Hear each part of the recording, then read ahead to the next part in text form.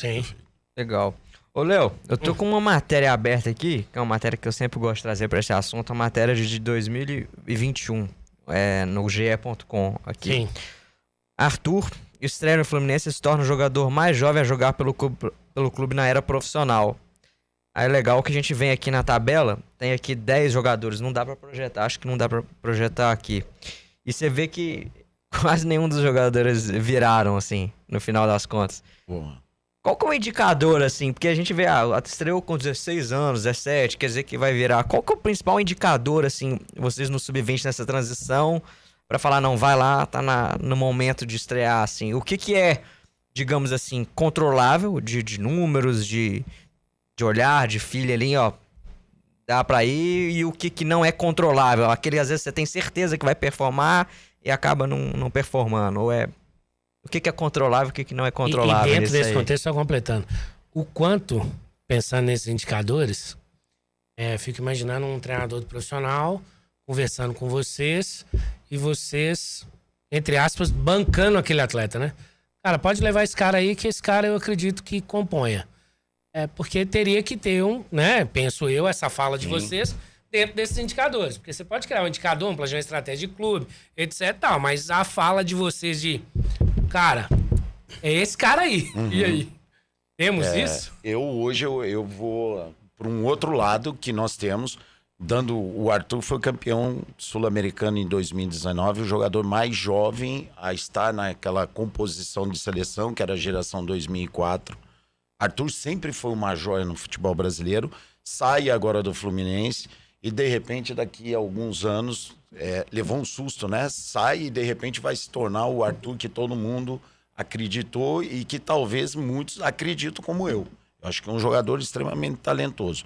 Porém, dentro dessa questão, qual é o momento, qual é a hora? Hoje eu olho muito essa questão emocional dos nossos atletas. Qual o momento do nosso atleta emocionalmente? Porque não é fácil você pegar um atleta sub-20 que talvez tenha pouca bagagem, pouca experiência e coloca ele para ser o cara protagonista da equipe principal do nosso clube. Então, o primeiro fator que eu olho é essa questão emocional. Ele está preparado para isso? Ele está consolidado? Mas isso dá para tem algum cálculo, não cálculo, mas mensura, eu acho experiência, que tanto como eu e o Myron, a gente tem essa experiência no dia a dia de treino e jogos, principalmente os jogos mais decisivos, vamos dizer assim. Então, você percebe a personalidade do atleta. Você vê a resposta que ele te dá dentro do campo, quando ele está pressionado ou quando nós perdemos o jogo, como é a atitude desse cara, desse jogador. Então, eu vou muito por esse viés. Tem a questão técnica, tem a questão física, sem dúvida nenhuma. Esse é um dos pilares, mas eu vejo muito essa questão emocional hoje do atleta. O nosso atleta está preparado para chegar na arena e jogar com 44 mil torcedores, recebendo uma pressão enorme, e precisando do resultado e, além disso, performar. Eu dou o exemplo do Caio Maia. O Caio Maia foi um dos atletas que o Melito subiu e era um dos atletas que a gente vinha vendo que ele estava performando fisicamente, tecnicamente, um dos artilheiros da nossa equipe, mas emocionalmente ele estava na hora de experimentar. Se ele está pronto, eu não sei cravar.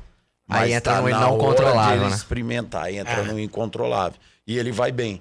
Até contra o Fortaleza, ele tem uma falta que gera uma expulsão, enfim. Então, isso, acho que tanto nós, treinadores da Sub-20, que estamos mais próximos do profissional, eu acho que a gente tem esse sentimento também não deixando de olhar para trás.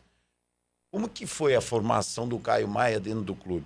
Na Sub-17, na Sub-15, como que é o dia a dia, como foi o dia dele, para que a gente todos acerte. Não é o Guilherme que lançou. Foi o clube, como o Myron falou, todos têm participação decisiva na subida e na hora que subir, cravar.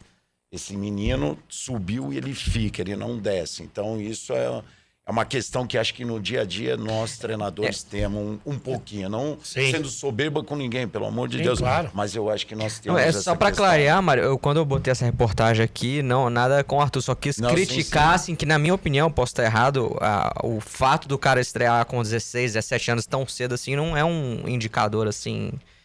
Existem indicadores, como o professor Guilherme mesmo disse, que, por exemplo, a responsabilidade nossa de desenvolver um jogador que passa bem, que domina bem, que interpreta bem o jogo, que cabeceia bem, a gente assume, né, professor? E isso, eu tenho certeza que o Arthur também, ele demonstrou em algum momento que tinha indicadores fortes, técnico, tático, cognitivo, para poder pisar na equipe principal.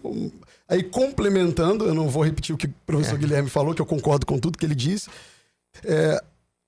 é preciso entender que na equipe, o jogador também ele termina o processo de formação dele na equipe principal.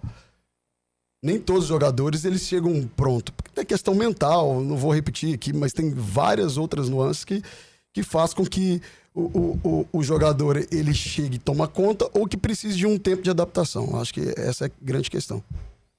Essa adaptação mais cognitiva, assim, talvez. Não, pode ser Como física, todo, pode né? ser mental, pode ser psicológica, pode ser tática.